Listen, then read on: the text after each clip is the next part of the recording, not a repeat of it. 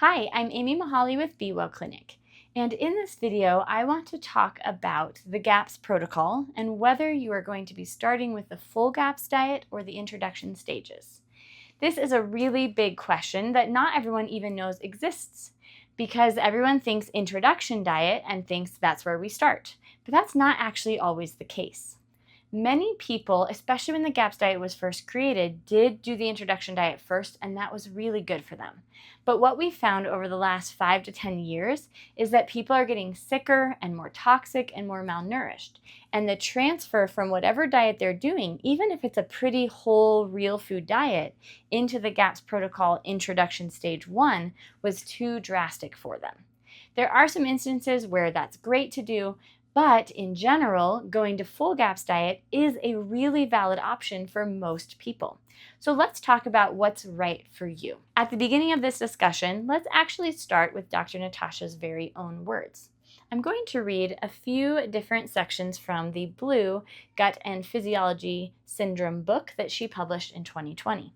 I am starting on page 166 if you are following along with your copy at home. The very name introduction diet implies that we begin with this diet. However, not everyone has to start from the introduction diet. I recommend that most GAPS patients follow the introduction diet at some stage in their healing because it will give you the best chance to optimize the healing process in the gut and the rest of the body.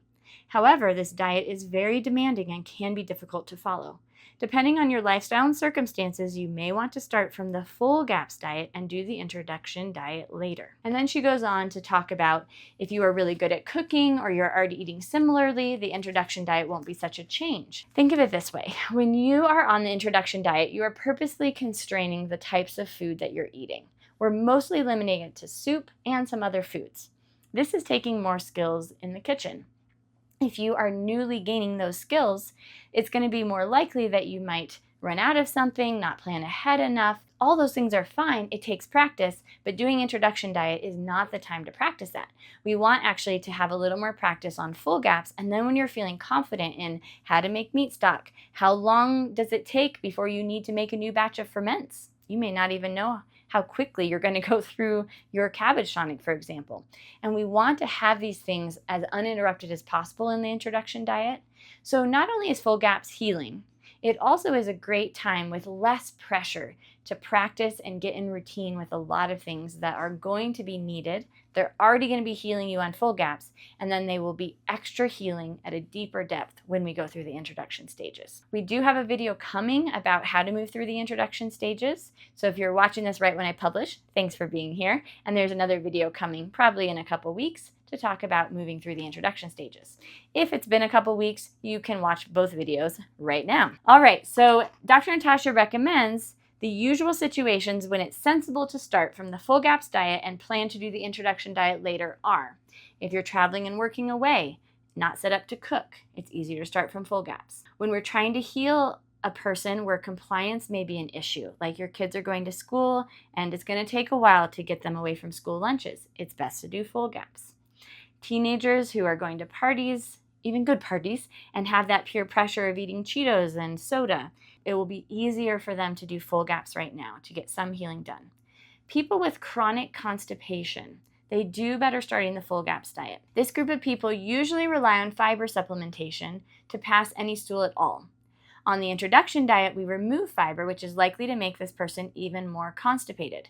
When the constipation is resolved, because that's an underlying symptom, the fiber is just a Band-Aid. So when we resolve the constipation, you can then attempt the introduction diet to achieve a deeper healing. And then finally, people without severe digestive symptoms can start with the full GAPS diet. And in some cases, do not have to do the introduction diet at all. I have had such patients with depression, ADHD, and autoimmune disease. However, this group is fairly small, and in my experience, speaking from me, it is actually getting smaller. The majority, back to Dr. Natasha, the majority of people have to go through the introduction diet at some stage in their healing, and often not just once. So from Dr. Natasha's own words, that's kind of what we want to talk about. So you can decide where you are going to start. And the thing I really want to encourage you is you do not have to do the introduction diet first to do it right, quotation marks. You do not have to do the introduction diet ever, potentially. most people do need to do the introduction diet, but it's okay to look at your life for the next year and see when the best time is at. Maybe starting it over winter break or the beginning of summer break. Maybe your kids going back to school or being homeschooled is the best time to start when the routines come, or maybe it's better to do it in January. Maybe it's not about the schedule, but it's just how your body's feeling. You need to practice some kitchen skills. You need to get your constipation resolved. So think about transitioning to full gaps. If you're here and you're excited and you're wanting to do gaps, you are wasting no time doing full gaps for a while. So go to full gaps. Start pulling out the things that are not on full gaps, like starches and grains. Start getting more soups in. Start practicing the things you will need for the first few stages of gaps. Get your ferments made. Start eating fermented foods every day. There's a lot of die-off that you can pass through before you even get to the introduction stages, which will make your introduction stages go faster and be more pleasant and not have so many die-off symptoms or detox symptoms. You also can start eating stock, which is healing to the body, and you will start doing some of the healing, and it won't be so deep and intense when you're going through the introduction diet. So the other reason and why I said that I usually recommend most people do full gaps is because I want to see what their body is doing. When they transition from whatever they're eating to full gaps, it gives information about how deep of healing maybe is needed, how many toxins are hiding. I tell people you don't know how many toxins you have until you start detoxing. How many toxins are there is going to determine how quickly you go through. How much malnutrition was being hidden by your body compensating beautifully, but we want to stop compensating and start healing at a deeper level. That's why you're here doing gaps. So I found that transition is gentle. Also, anyone who's largely depleted. So women who feel like their adrenals are struggling, are tired, they have thyroid issues. If we go from a carbohydrate diet, even not super heavy carbohydrates, but more, to your only carbohydrates are from cooked vegetables in a soup, which is what stage 1 is, that is a drastic change that can really throw some people into actually kind of a adrenal crisis. I've seen anxiety, I've seen panic attacks, and if they transition slower, none of those symptoms show up.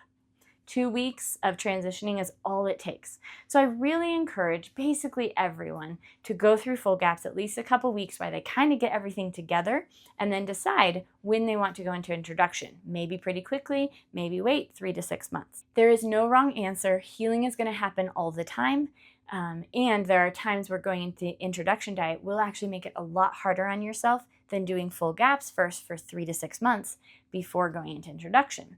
So look at Dr. Natasha's work. She lays out very clearly in her blue book and some in her yellow book. The blue book is more updated, so if you haven't bought one yet, the blue book is what I generally recommend for people because it has more information, a little bit of update, almost 20 years later of what she's learned in clinical experience and what we've learned our society is now experiencing with more toxicity and more malnutrition as the generations have progressed. So get the book, look things up. You can check out our website. You can check out other videos here at GAPS. And then we also do have a nutritional program that you can go through. You can find that on bewellclinic.net and then click on the nutritional page and it walks you through the different options working with us.